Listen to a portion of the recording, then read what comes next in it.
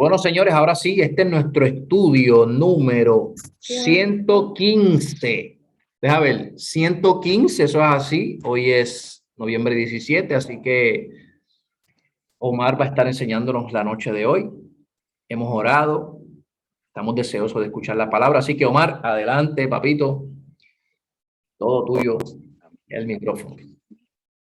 Amén. Dios me los bendiga a todos, que la paz de nuestro Señor Jesucristo sea con cada uno de ustedes.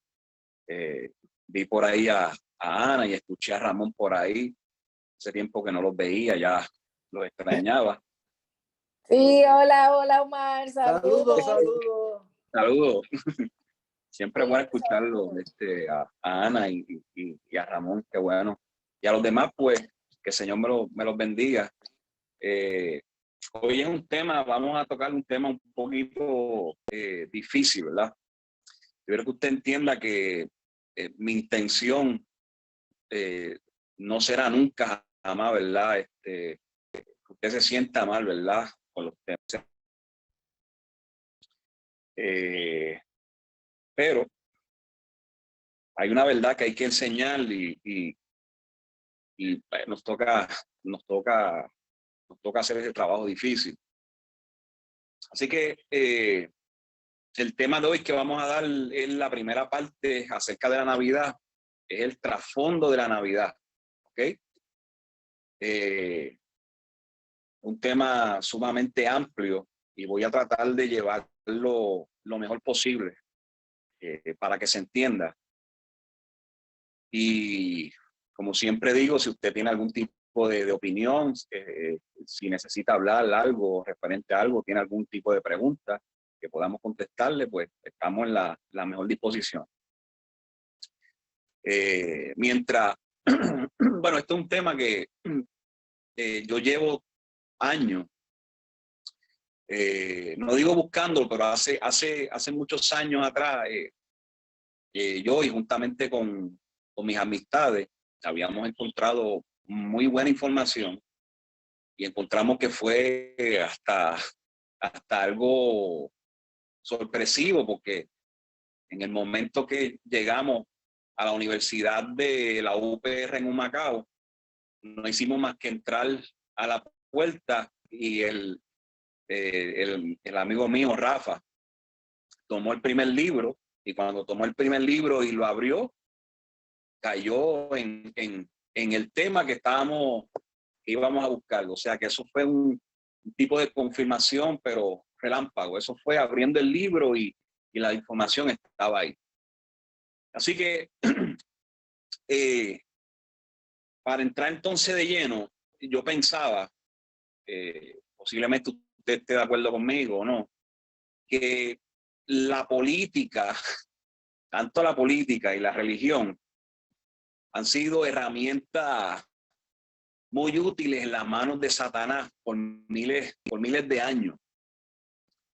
Han sido herramientas que ha utilizado para engañarnos descaradamente en nuestra cara. Y Ahmed al principio trajo una línea de pensamiento en el libro de Hechos. Y él hablaba sobre un evangelio que no era negociable. Y claramente vemos una iglesia, la iglesia primitiva, fue de una fe inquebrantable y fue muy digna de admirar. Tan es así que los primeros creyentes de ese tiempo estuvieron hasta dispuestos a dar la vida por la causa de Cristo. Entonces, tocando cosas por encima, pues todos sabemos que en el principio del comienzo de esta iglesia no fue nada fácil. Y tomando algunos puntos, por ejemplo, algunos emperadores clave que posiblemente usted sabe ya, como por ejemplo el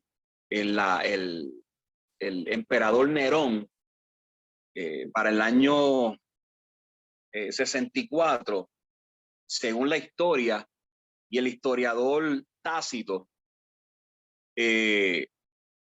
provocó un incendio donde él mismo dice que los súbditos se le vieron hasta los súbditos, como quien dice, con la mano en la masa o la mano en la antorcha, dando a entender que el mismo Nerón le prendió fuego a la ciudad de Roma, simplemente con la excusa de culpar a los creyentes en aquel tiempo, lo cual fue así.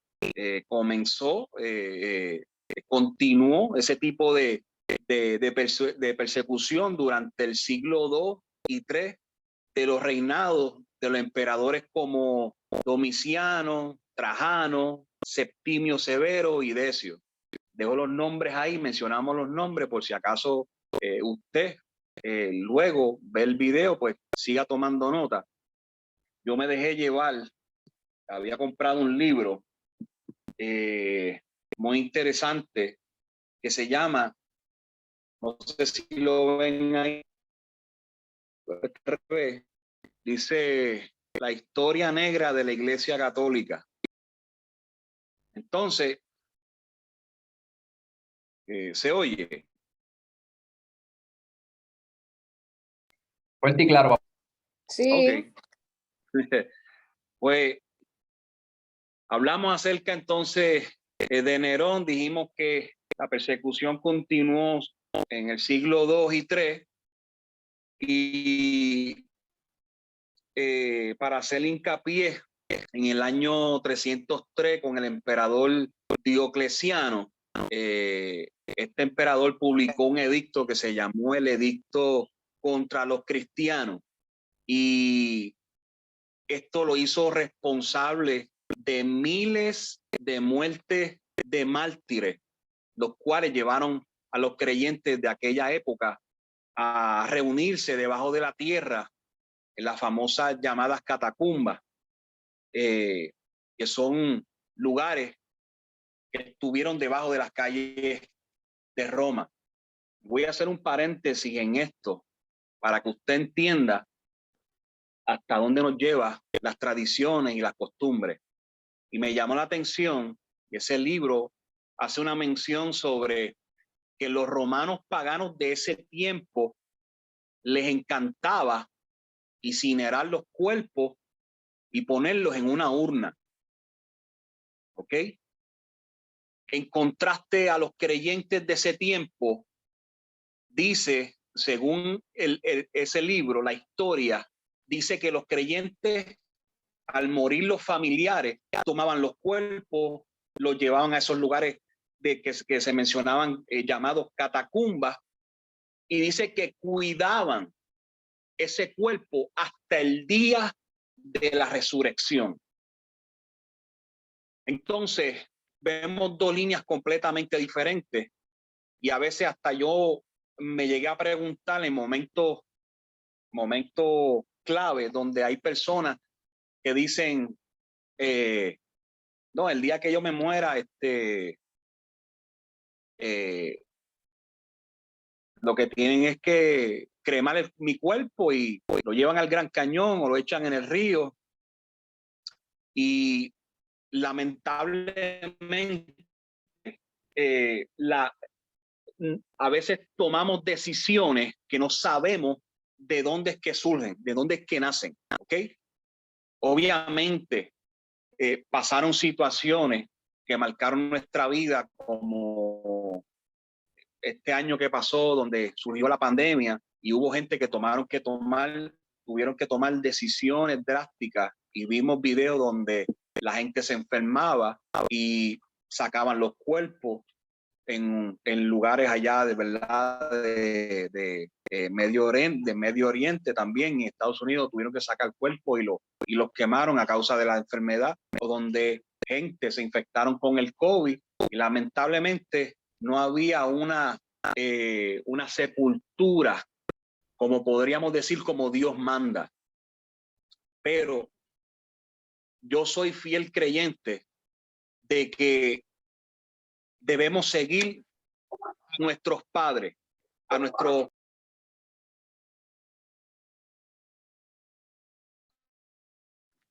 ¿Se fue el audio?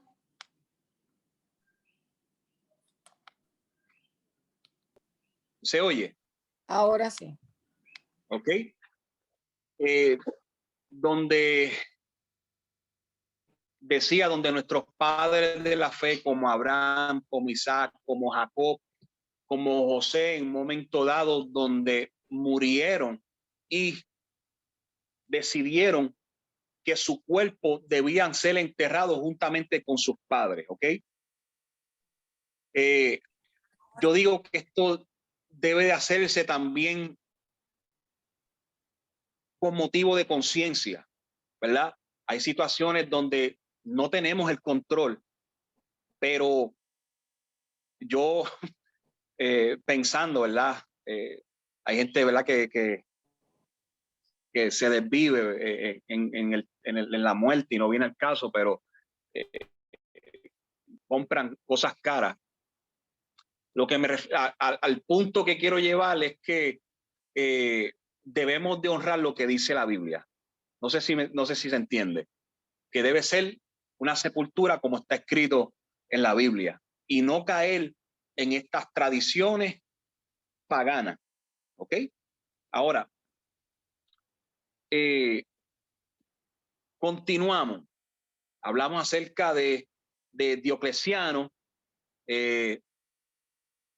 Luego entra, después de Diocleciano, un emperador que se llama Galerio, que para el año 311 publicó entonces su propio edicto de tolerancia y le ponía fin entonces a la persecución,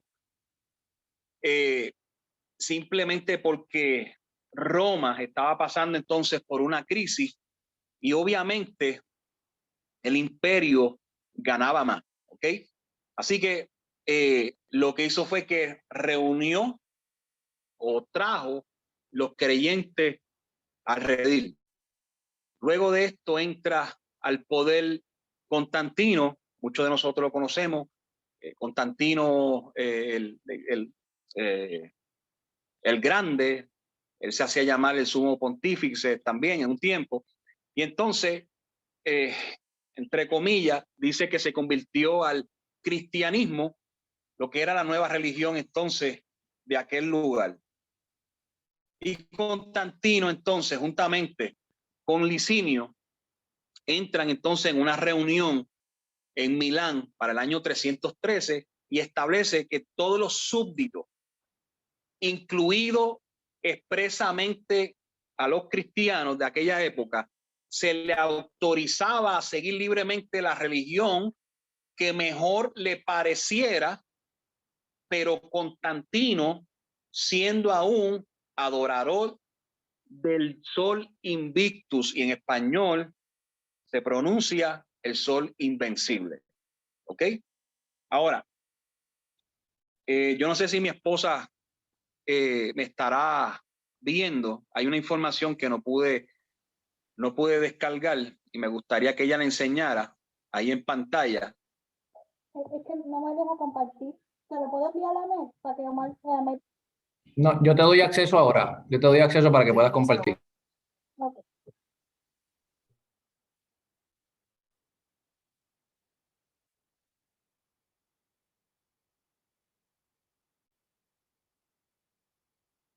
Mírala ahora.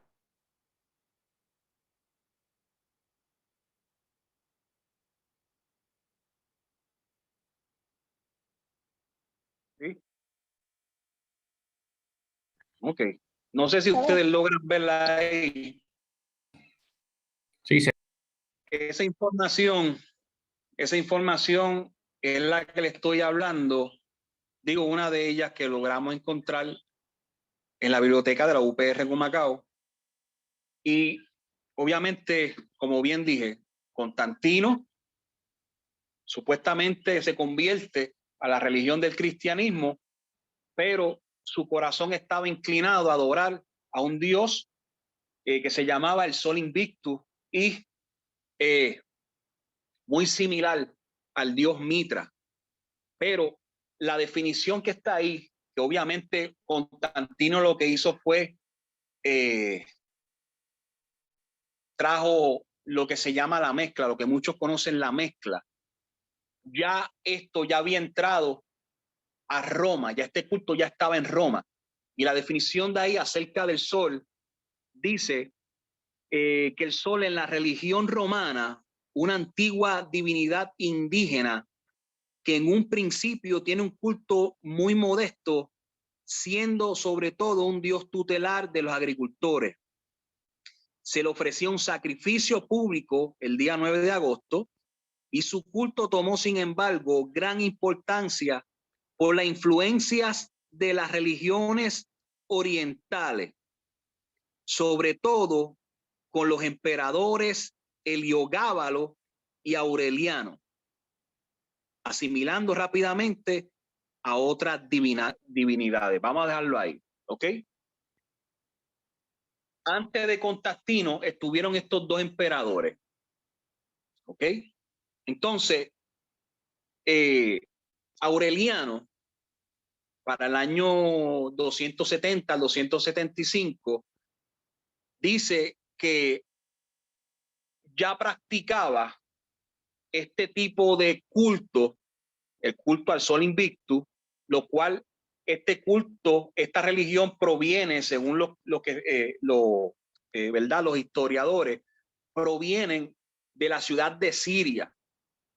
Lo adopta Aureliano y dice que los que estaban entonces encargados en esas prácticas religiosas que eran públicas eran los magistrados y los sacerdotes. Se hacían sacrificios, se hacían ofrendas y se hacían festivales durante los momentos importantes de la vida cívica. ¿Ok? Ahora, para ellos era importante que estos tipos de rituales participaran la colectiva de los ciudadanos. Y entonces esto servía para fortalecer, según ellos, el carácter comunitario de la religión. ¿Ok? Entonces, dice que esta religión está basada, obviamente, en la autoridad de la tradición ancestral y se tenía que transmitir de generación en generación a través del tiempo. Entonces,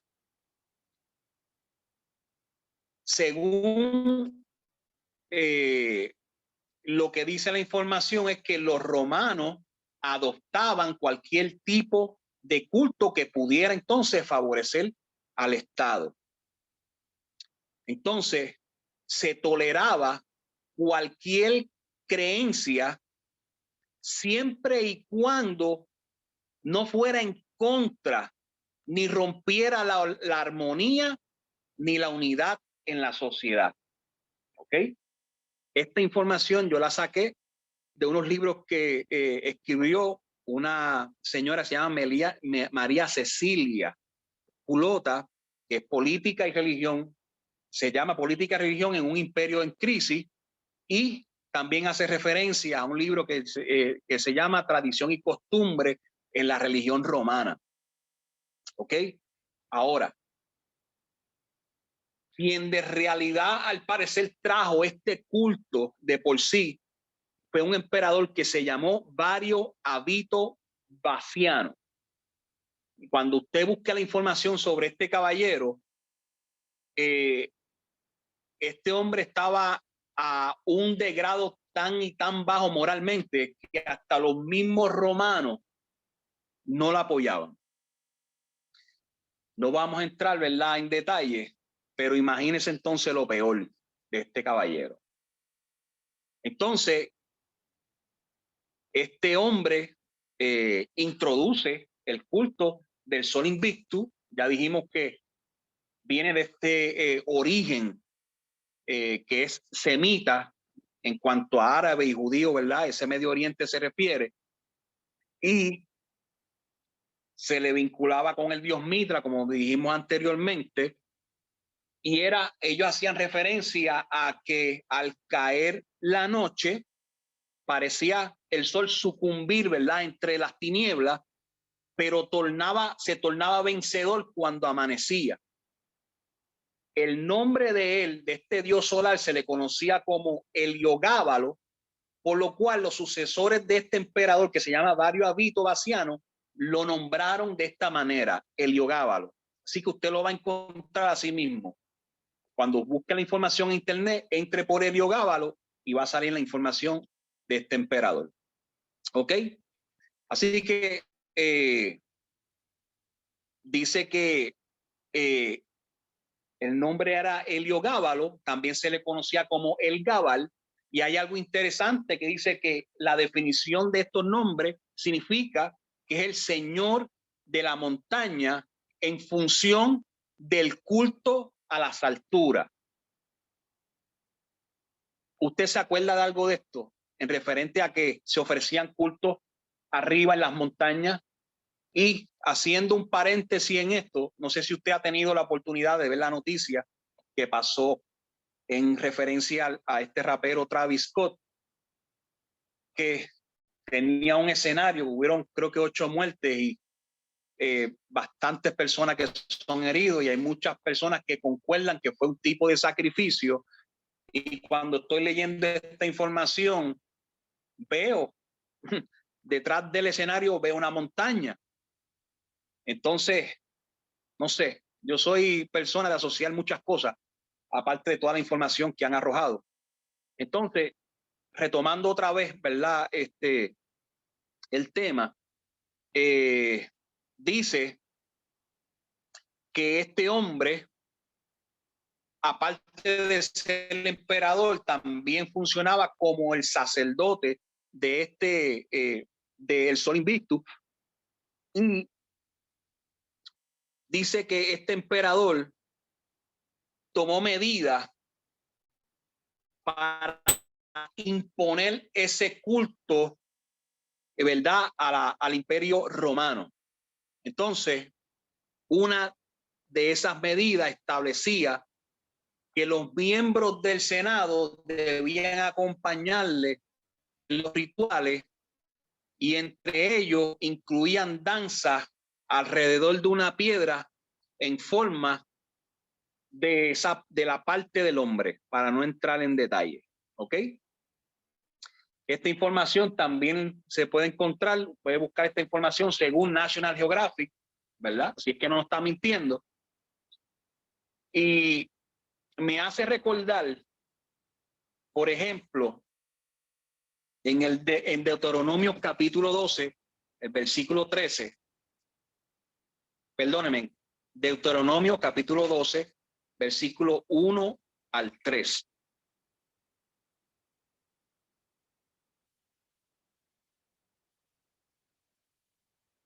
¿Ok? Bueno, lo leo entonces.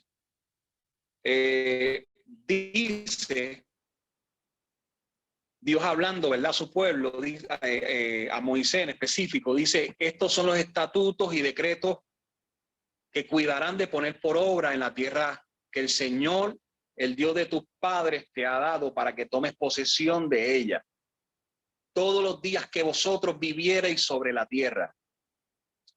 Destruirán enteramente todos los lugares donde las naciones que vosotros han heredado sirvieron a sus dioses, sobre los montes altos, sobre los collados y debajo de todo árbol frondoso. Derribarán sus altares y quebrarán sus estatuas y sus imágenes de cera, y consumirán con fuego, y lo destruirán, y destruirán las esculturas de sus dioses, y raeréis su nombre de aquel lugar.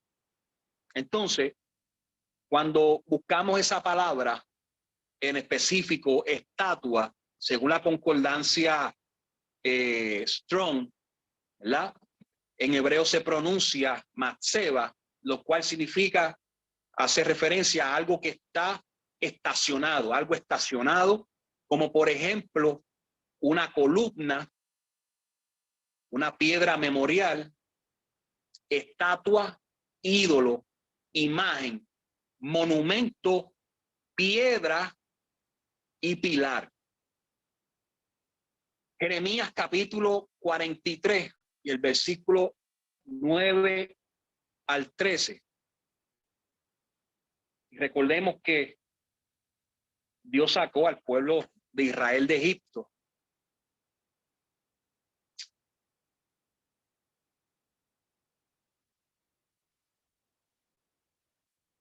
Y que en palabras también de Esteban, como había hablado Ahmed en un momento dado, en un resumen bien sazonado, él le hizo saber que Dios tenía una queja donde decía que su pueblo no había salido a rendirle culto a él, sino que había salido por el desierto a rendirle culto a otros dioses, que su corazón estaba totalmente apartado de él. Así que aquí en Jeremías capítulo 43, el versículo del 9 al 13, dice Dios hablándole a Jeremías: toma con tu mano piedras grandes, cúbrela de barro en ladrillado que está de la casa de Faraón en Tafnes, a visita de los hombres de Judá. Dile: así ha dicho el Señor de los ejércitos, Dios de Israel: he aquí yo enviaré y tomaré a Nabucodonosor, rey de Babilonia, mi siervo, y pondré su trono sobre estas piedras que he escondido, y extenderá su pabellón sobre ellas, y vendrá y asolará la tierra de Egipto, los que a muerte, y los que a cautiverio, y los que a espada, y pondrá fuego a los templos de los dioses de Egipto, y los quemará, y a ellos los llevará a cautivos, y limpiará la tierra de Egipto como el pastor limpia su capa, y saldrá de ella en paz. Al menos en 2 ocasiones, Dios no quiere saber de templos ninguno ni de dioses. Donde pisara el pueblo de Israel, tenía que derribar el ídolo y tenía que derribar el templo. ¿Okay? Entonces, más quebradas estatuas de Semes, que está en la tierra de Egipto, y los templos de los dioses de Egipto quemará a fuego. ¿Ok? ¿Qué era Bet-Semes? Bueno, según el diccionario bíblico, dice que es un templo idolátrico en Egipto y que se supone que por su significado significa casa del sol, que se trata de un lugar llamado On o Heliópolis, lugar que está registrado bajo el Bajo Egipto, dedicada a la adoración del sol. Mire, usted sabe lo que son obeliscos. ¿Ha escuchado lo que son obeliscos?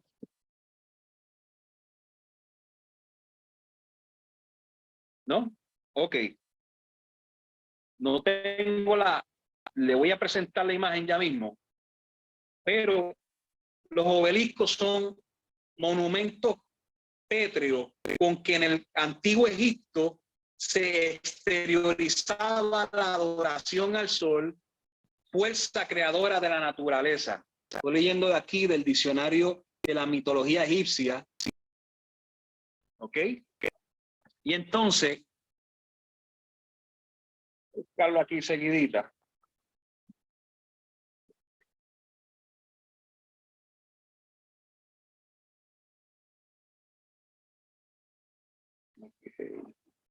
Okay. Posiblemente si usted entra en Google lo va a ver mejor, pero no sé si usted puede ver. Son unos tipos de columnas.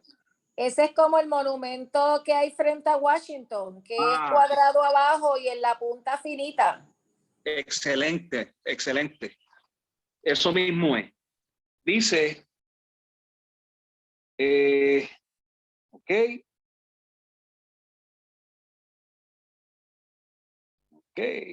Dice que el obelisco es un monumento típicamente egipcio relacionado con el culto al sol, pues su punta recibía los primeros rayos solares. ¿Ok? Tiene más información, pero lo vamos a dejar hasta ahí. Entonces, no es que simplemente lo digan los libros. Te entra y busca y dice que es un monumento dedicado al sol.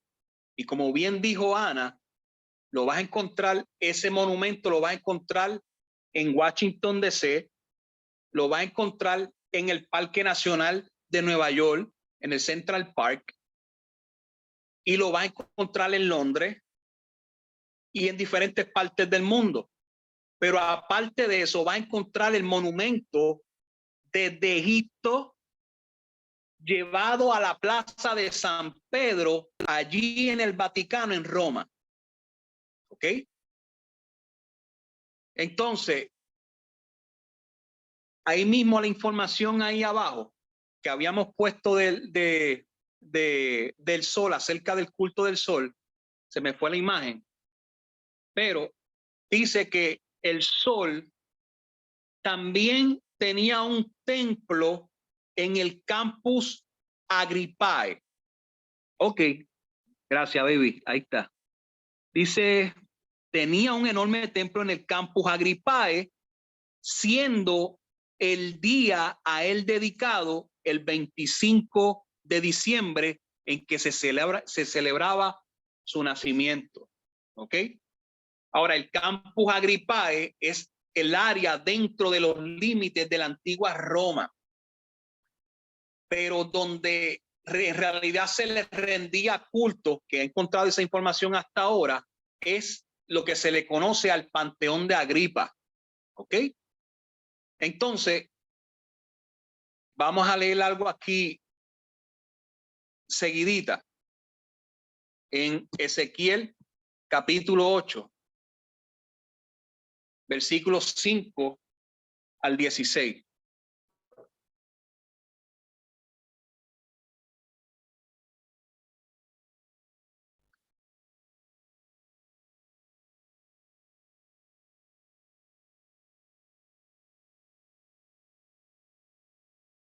Ok, bueno, mientras tanto continúo, ¿verdad? Para que no, ¿verdad? Si alguien tiene, repito, alguna pregunta o algo, me dejan saber.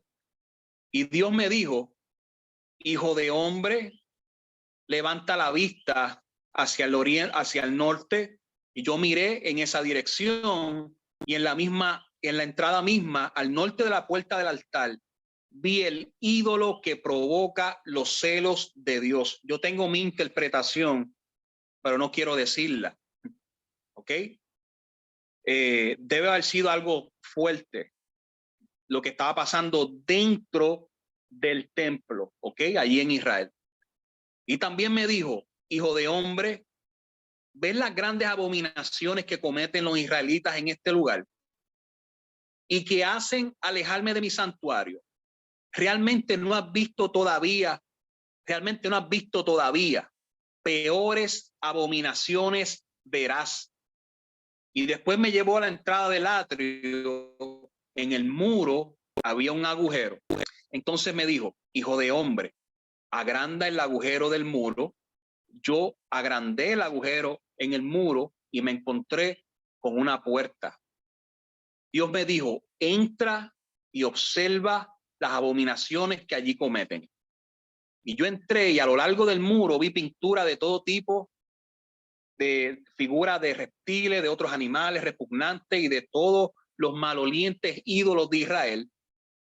70 jefes israelitas estaban de pie frente a los ídolos, rindiéndole culto.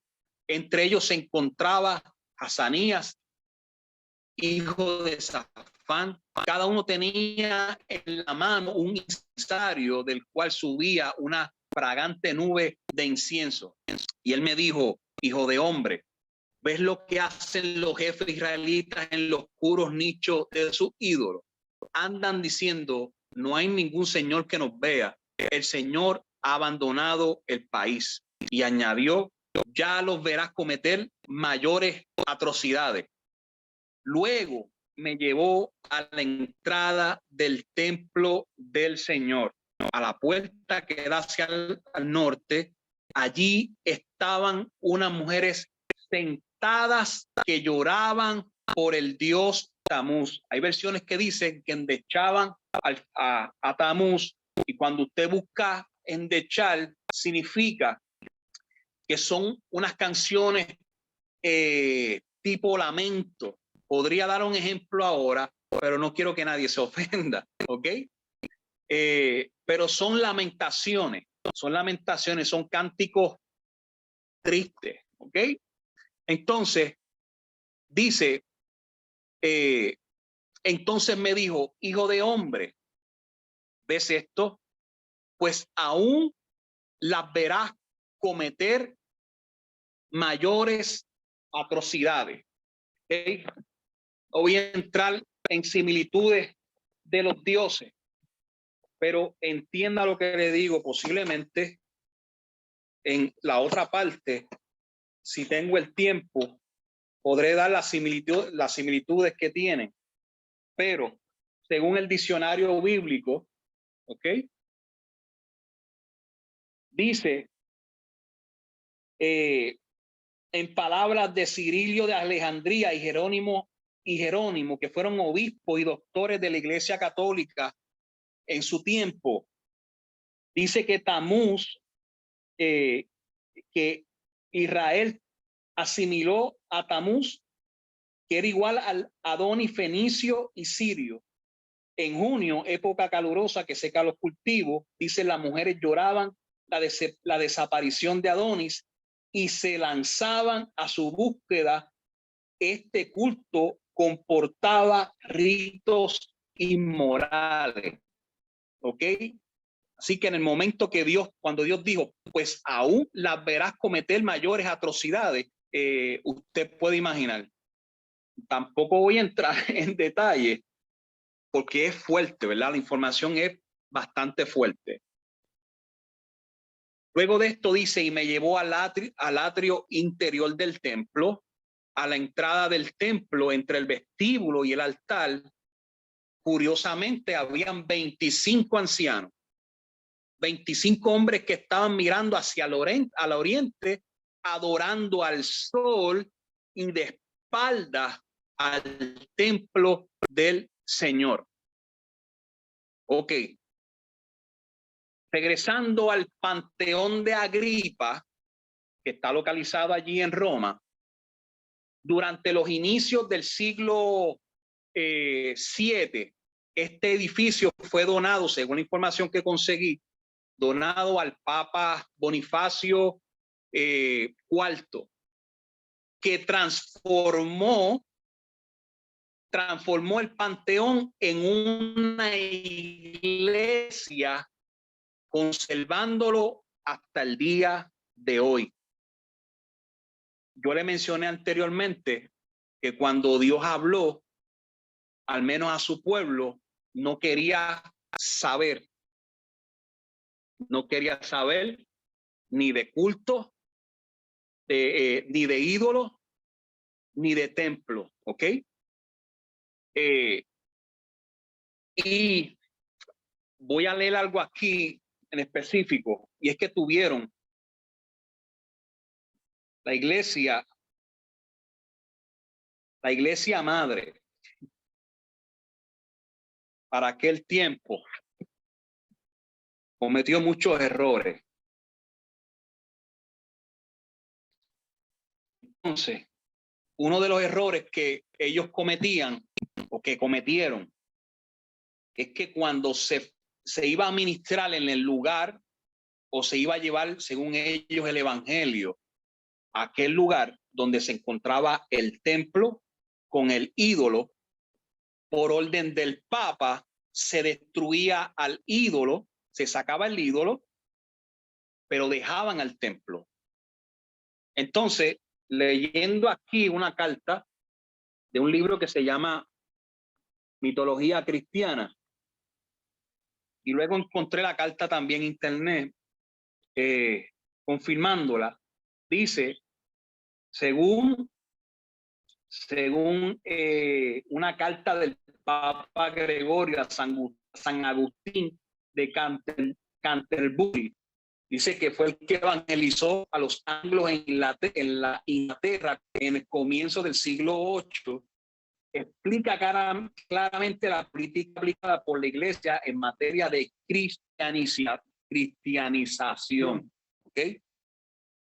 Y dice, esto es lo que dice la carta, el documento: después de prolongadas reflexiones, he estatuido respecto de los anglos o los ingleses que los templos de los ídolos en ningún caso deben de derribarse en esa nación.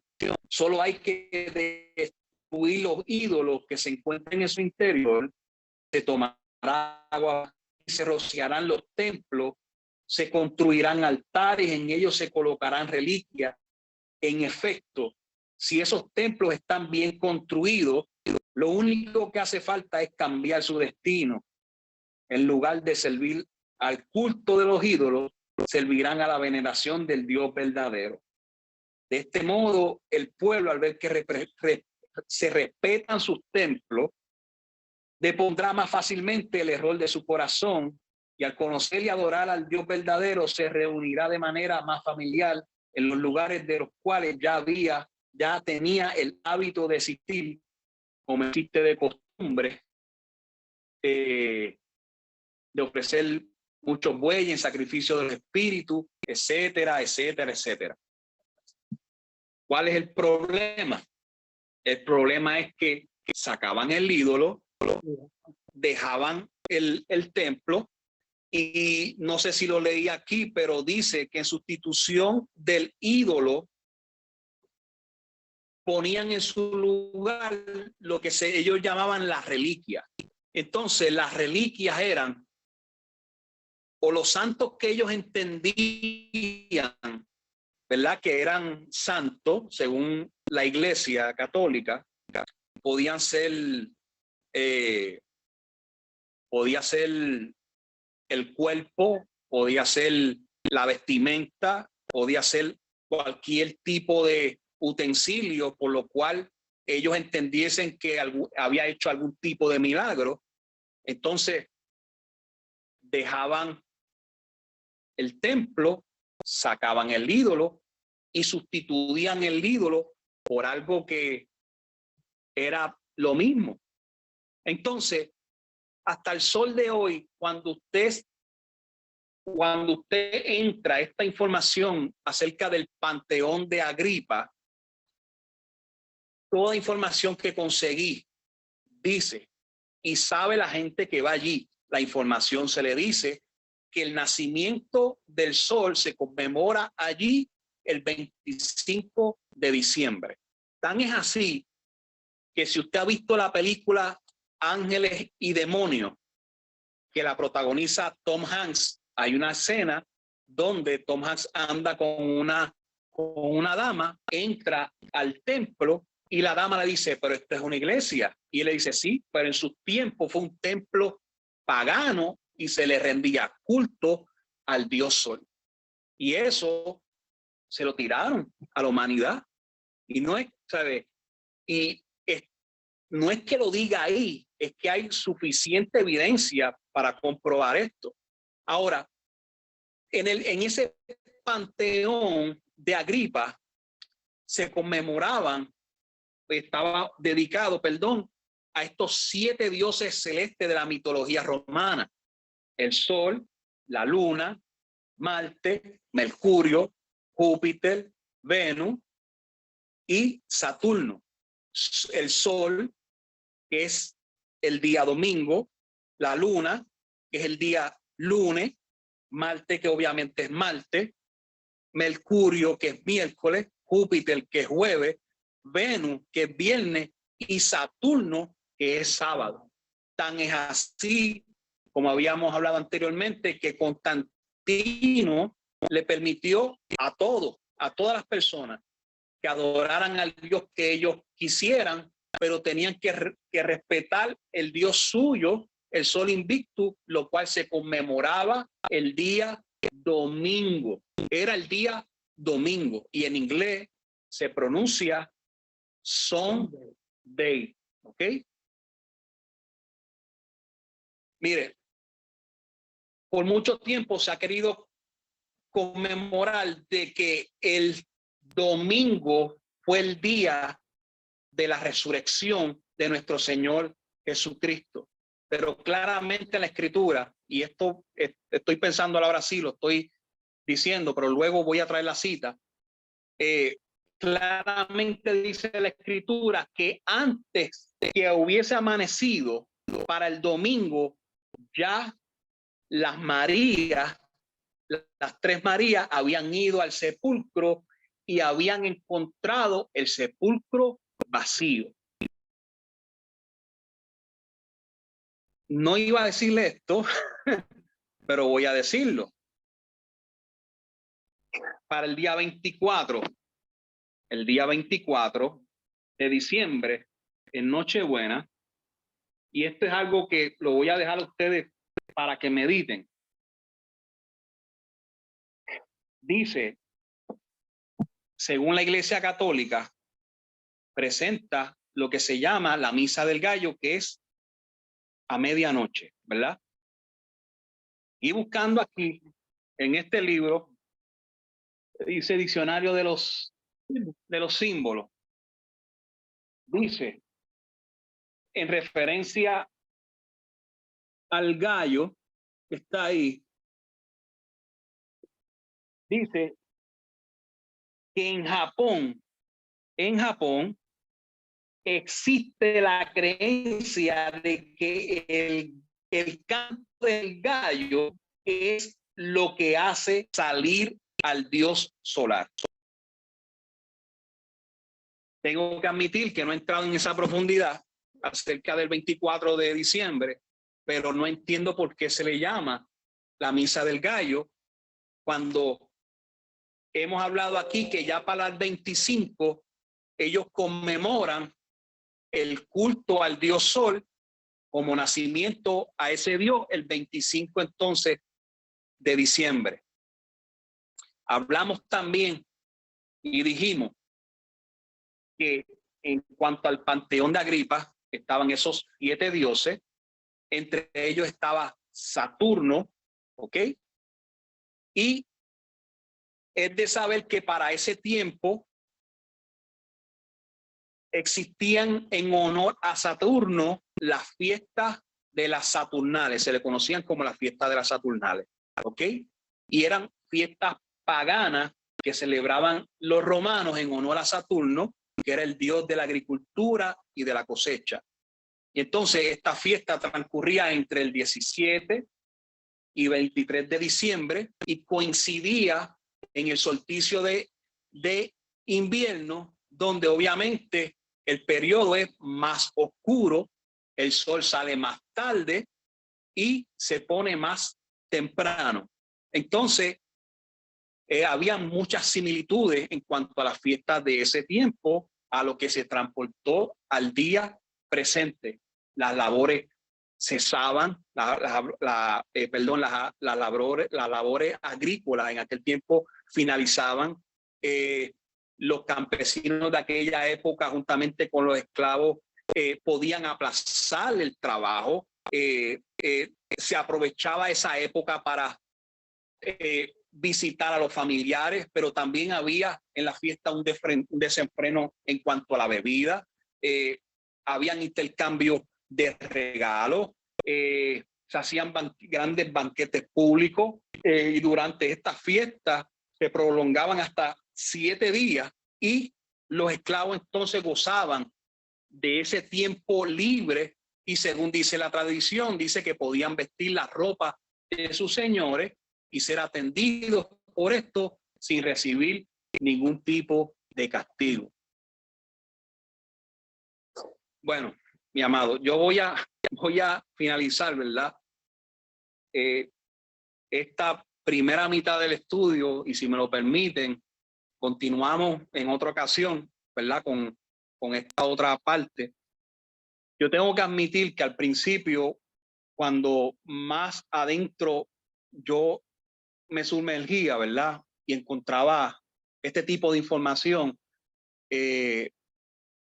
me daba un tipo de coraje, ¿entiendes? Y quiero que entiendan esto. No lo veo justo. No veo justo que los grandes líderes que fueron llamados en su tiempo, no estoy hablando de los de nosotros, de los de la iglesia primitiva, sino, ¿verdad? Hubieron gente que tomaron el poder luego de esto, tuvieron la oportunidad y aún así se aprovecharon de esto, ¿ok? Y por eso es que Dios le hablaba a su pueblo y le recalcaba en el momento de entrar, decía, derriben el templo y derriben el ídolo, porque esto iba a presentar un problema luego. Yo en lo personal, yo no celebro el 25 de diciembre ni el 24. Tampoco es que me encajone en mi casa y espero a que pase, ¿verdad?, las festividades. Pero en mi motivo de conciencia, yo no celebro el 25. Yo no adorno mi casa. Yo no, ¿sabe? No entro en ese tipo de dinámica. Yo respeto, ¿verdad?, a cada uno. Pero al menos yo, estas son opiniones mías, yo lo veo como una falta de respeto. Yo lo veo como una falta de respeto. Y he escuchado en boca de gente en la emisora, y no voy a mencionar el nombre, donde en las altas horas de la noche le han preguntado por este tema, y estamos hablando de pastores, y yo he escuchado que ahí, ¿sabe? En la emisora han dicho que ellos tienen conocimiento, pero no se atreven a hablar de este tema por miedo a que la gente se le vaya de la iglesia. Entonces, ¿qué evangelio estamos predicando? ¿A qué se refería Cristo en cuanto a esto? Para mí una verdad, yo no puedo regresar, ¿sabes? La verdad está ahí, yo no puedo evitarla, yo no puedo enterrar esa verdad. Es como yo le decía a Ahmed dijo, sacó, y nunca se me va a olvidar acerca del versículo que dice que seamos prudentes como la serpiente y manso como paloma. Y hay versículos que dicen astuta. Ya esa verdad yo no puedo pasarle por encima. Así que, amado, entienda que yo he hecho esto con, ¿verdad?, con el mejor amor del mundo y aportando un poco más a su conocimiento. Y cierro, ¿verdad?, el estudio en un consejo que le dio Pablo a Timoteo, en segunda de Timoteo, el capítulo 2, el versículo 4, donde dice, ninguno que milita se enreda en los negocios de la vida a fin de agradar a aquel que lo tomó por soldado. ¿Ok? Así que los amo mucho en el amor del Señor y gracias entonces por la oportunidad. Excelente, muchas gracias, Omar. Bueno, señores, usted no lo sabe, ¿verdad? Pero en cualquier universidad teológica, esto hubiese sido parte del curso de Paganismo 101. Yo no sé si alguno de ustedes lo ha cogido, pero yo necesito que ustedes entiendan que la recopilación y recolección de toda esta información que Omar nos ha entregado, no aparece por ahí fácil de encontrar. Usted vio cuántos libros, ¿verdad? Él utilizó como fuente. Esto es algo, ¿verdad?, de todo ese grupito de muchachos que nos reunimos hace años. Esto es un tema que viene, yo digo que cada año, cada etapa de nuestras vidas, el Señor sigue revelando, como trayendo, ¿verdad?, cosas a lo que llaman el denuedo, ¿verdad? Y seguimos, uno sigue viendo cosas y encontrando cosas. Esto yo creo que nunca vamos a terminar, honestamente. Y así como con este tema, como con otros temas más. Esto nunca va a terminar. Así que le doy gracias a Omar por todo el esfuerzo de sacar toda esta información. Señores, es muy importante que nosotros entendamos algo. No es la intención de Omar meterse en su vida, decirle las cosas que usted tiene que hacer, si usted debe adornar su casa o no, si usted debe poner árbol o no, si usted debe cremar a sus familiares o no. Ni la intención de Omar ni mía es decirle a usted lo que tiene que hacer. ¿Ok? Dice la palabra que el Espíritu es quien convence de pecado, de justicia y de juicio. ¿Ok? Si yo soy una persona que yo fui rehabilitado del alcohol, yo me voy a mantener lejos. Mientras hay otras personas que no les acusa o no les es ningún problema tomarse una copita de vino, a mí, que soy rehabilitado del alcohol, pues yo me voy a mantener lejos de eso. ¿Qué les quiero decir con esto? La información no se puede esconder. Eso es lo que pasa, por eso es que estamos a veces donde estamos, porque la gente no se atreve, como dice Omar, pero esta información está ahí. Ahora, ¿eso significa que todo el mundo debe hacer lo mismo? No, mira cómo Omar reaccionó a esta verdad en su vida. Él tomó sus decisiones porque para él, ahí él se siente liviano para con Dios. Ahí él se siente que él está honrando a Dios en esa manera. Eso no significa que Ahmed, que Vero, que cada uno de los que estamos aquí tenemos que hacer lo mismo que dice Omar. Eso se llama legalismo. Cuando yo encuentro una revelación en mi corazón que me hace honrar a Dios y yo quiero implantarle a todo el mundo que haga lo mismo porque así lo recibí yo, eso se llama legalismo y nosotros no estamos en eso. El Espíritu se va a encargar de coger esta verdad y llevarla a su corazón. Calvino decía que nuestro corazón es una fábrica de ídolos. Omar lo que te mencionó fue 2 o 3, pero yo me he sentado con él a hablar en esos libros que él tiene y es una cosa que eso da tejor, señores. A Dios gracias. Escucha esto que le voy a decir. A Dios gracias por Cristo Jesús, Señor nuestro, que tomó todas nuestras imperfecciones y cogió esa fabriquita de ídolos que tenemos en el corazón. Y él dijo, el único que puede hacer esto a perfección como lo manda mi Padre soy yo.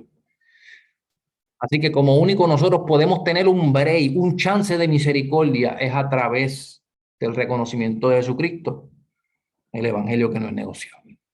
La verdad no se puede esconder, le vamos a dar la oportunidad a Omar rápido, ¿verdad? Para que termine, para que siga con esta información, pero llévese eso en el corazón. Aquí Omar no está diciendo lo que usted tiene que hacer, no se trata de coger una vara y partir fuerte, pero la información no la podemos esconder, ¿sí o no, Omar? Así que, si usted tiene alguna pregunta, déjela por ahí, se la hacemos a Omar para que lo traiga también en el próximo estudio. Así que está de más decirle que los amamos, señores, vamos a seguir para encima con esto, que el Señor nos ayude, ¿verdad? A seguir trabajando estos temas. Tengo unas cositas que decirle. El miércoles próximo, que es la semana de Acción de Gracias, vamos a tomar un descanso. Ok, es una semana que hay mucha cosa familiar, los que ¿verdad? Tienen sus congregaciones, hay actividades, y de momento el trabajo, por lo menos a mí, el trabajo en el principio de la semana se complica. Ese mismo miércoles tenemos varios compromisos, tanto de trabajo como en la iglesia. Vamos a tomar este miércoles de descanso, ¿ok? Para que ustedes puedan compartir con sus familiares, para que puedan hacer lo que tengan que hacer en el trabajo. Nos volvemos entonces a reunir el miércoles después de Acción de Gracias. Si Omar no tiene problema, papito, puedes continuar. Si cualquier cosa, es el 1 de diciembre. Cualquier cosa, si quieres, hablamos. Pero si no, pues yo puedo también hacer uno para darte un poquito más de tiempo. Pero si lo tienes listo, pues ese próximo miércoles terminas tu tema. Anyway, con cualquier cosita nos hablamos. ¿Se entendió, mi gente? ¿Estamos claros? El próximo miércoles descansamos, esté con su familia, ¿verdad? Nuevamente, señores, como dice mi mamá, no se trata del pavo, ni del día, ni la fecha. Aprovechemos ese ratito que ya que nos dan libre, pues por lo menos demos gracias a Dios junto a nuestra familia, ¿verdad? Así que, ¿alguna pregunta hasta ahora aquí, señores? ¿Tienen algo que decirle, Omar? ¿Tienen algo que decirme a mí? Si no, pues le damos gracias al Señor, oramos y nos despedimos. ¿Están aquí conmigo o se me fueron a dormir? Amén. Estamos cuadrados, ¿ok? Así que vamos a orar. Omar, nuevamente gracias, mano, porque Acho, en verdad que a la gente, a nosotros no, ¿sabe? Leer no es como que el placer de la gente, de todos nosotros, ¿verdad? Pero de otra forma no se adquiere el conocimiento. Hay que leer, hay que buscar, y mientras uno se entretiene haciendo otras cosas, ese muchachito estaba ahí metiéndole esos libros de paganismo. Es que, de verdad que, gracias, papi, de verdad. Gracias por esto y por compartirlo con nosotros. Así que si hay, vamos a orar, ¿verdad? Para terminar esta reunión. Si hay alguna petición en confianza. Sí, le pido por mi comadre. María, Su mamá, su papá murió hoy. Ok. Y está destrozada. ¿Cómo se llama tu comadre, mamá? Mari, Vamos a orar por Mari. El Señor sea, ¿verdad? El que trabaje con ellos. Omar, ¿vas a decir algo? Omar se le fue, papá. Dijo Mariano. Menciona Mariano. No, mencionó la esposa. Bueno, Dijo Mariano. anyway. Parece que se le cayó ahí, Omar. Vamos a orar, ¿verdad? Que el Señor, Él sabe todas las necesidades de cada cual y todos esos nombrecitos que están en nuestros corazones. Amantísimo Dios, Rey de nuestras vidas, te damos gracias, te damos gloria y honra. Gracias por este día, Dios mío.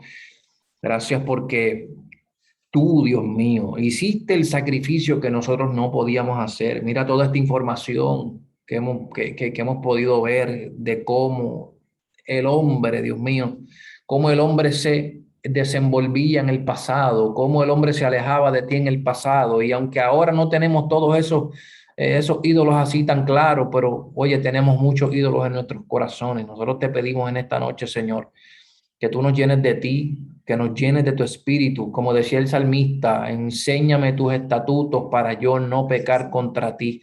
Que tu palabra esté en nuestros labios, que tu palabra esté en nuestro corazón constantemente, para que nosotros nos sigamos acercando a ti. Llámanos a tu verdad, que tu espíritu nos convenza de las cosas que en nuestros corazones realmente necesitamos cambiar, para darte toda la gloria a ti. Así que te pedimos, Dios mío, en esta noche por Mari, Dios mío, tú sabes, tú conoces todo, tú sabes cómo se sienten esos corazones, Dios mío, después de una pérdida. No hay palabra que nosotros como humanos podamos decir, Padre Santo, para traer consuelo, pero tu espíritu, Dios mío, y tu amor es tal que la palabra lo describe como el abrigo del Altísimo, la sombra, cuando está el sol azotando. Yo te pido que tú envíes, Dios mío, Señor, tu espíritu a abrazar esta familia, a traer consuelo, a traer fortaleza, Dios mío, y que, ¿verdad?, nos traigas el entendimiento, Señor, de que la vida se acabó para esas personas, pero nosotros nos quedamos y tenemos un asunto que resolver contigo, Señor. Te ruego, Padre amado, reclamo esos corazones para ti, Señor, para tu gloria, para testimonio tuyo. De la misma forma te pido por todos aquellos amigos que están enfermos, enfermos de carne, enfermos de corazón, heridos de corazón, ansiosos, Dios mío, Señor, en sus mentes. Padre, necesitamos de ti. Te ruego, Padre amado, que tu espíritu entre en cada hogar en esta noche y que administre conforme a las necesidades que hay. Que tu palabra sea nuestro levantar y nuestro acostar, Señor. Ayúdanos. En el nombre de Jesús hemos orado y te damos gracias por todo este hermoso grupo. Amén y amén. Bueno, señores,